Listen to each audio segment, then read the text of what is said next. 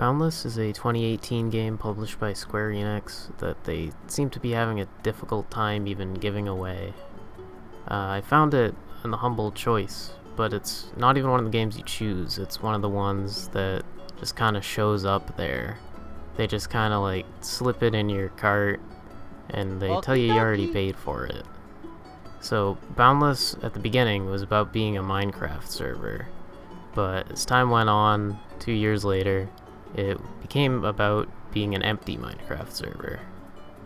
What set Boundless apart from Minecraft is that it's an MMO, it's all connected. It has these interconnected systems, these teleporters, so instead of, say, running out or biking down to your local empty dead mall, you can just see it in the game. It's just as empty and just as dead. As a game, since Boundless was so big and had 1 billion planets and 1 billion resources, it relied pretty heavily on the economy. People would, not just mine everything, but they would sell it on these pedestals that are now all empty. People would build a bunch of malls, and they're still there. They're just full of empty stores instead of active stores. Looking around in these malls, I'm sure that you'll find that it's pretty much exactly like real life. 100%. Bruh. This is another mall I found where it's pretty much the same story. You have these intricately designed stores and they're all empty, and sometimes you'll run across these signs of people who like check in, restock, or just stopped playing the game altogether. The loose string that holds this game together is the teleporter system. What's nice is that the teleporters will tell you exactly how many people are on each world and how long the teleporter will continue to work for, so you can tell just how empty every place will be and when it'll stop working. Now, one of the few people I ran into at one of the big teleporter hubs told me about the biggest city they knew of, which is this one.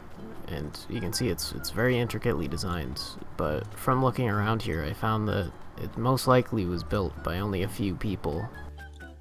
It's really interesting to look around in cities like this, where just a small group of people build all of this stuff, all these weird little things. Some of my favorites being, in this city there's this weird empty, poorly lit church.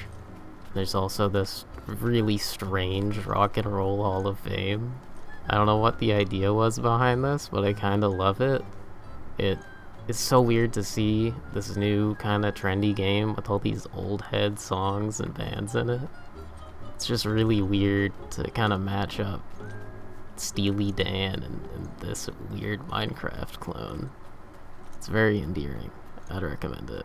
Now, by far the most impressive place I've found in the whole game is here.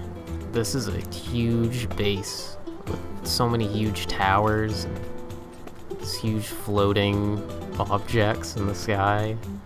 It's huge, and even has our favorite Evangelion character, Lava. Stupid! I wanted to find a way up so I could see more of this place, but it seems to have been locked down pretty tight. The doors were locked, I couldn't see any way up, no sort of elevator.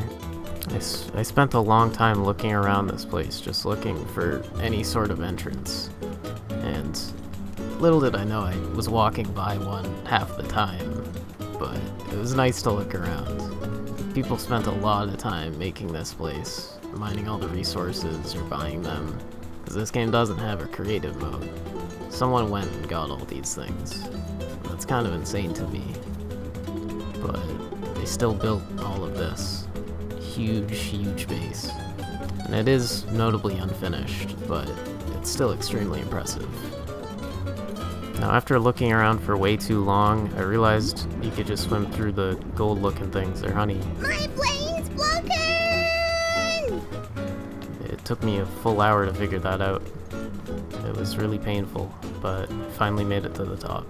And once I got there, I saw this weird crystal shrine thing on top of each tower. I'd assumed they were gonna build this on all of them, but ran out of time or stopped playing the game.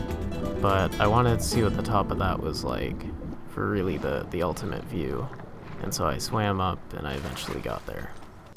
After I finally reached the top, It really made me think about what this could have been if this game had stayed popular, if some of the mistakes the developers made were fixed, if people kept playing. But one other thing. Jump up, butterfly. Yeah, top. Take on their body. Top. Oh, butterfly.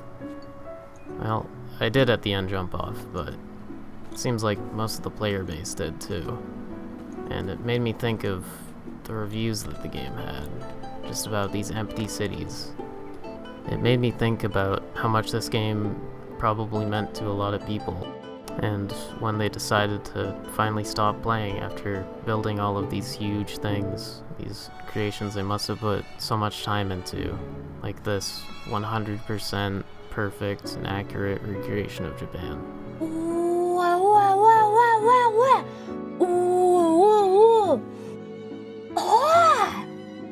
The people who built so many of these cities may not still be here, but that doesn't make what they made any less impressive. And I definitely recommend checking it out if you happen to have the game, or you're interested in looking around some empty cities, just for the fun of it. This is pretty much the worst video ever made.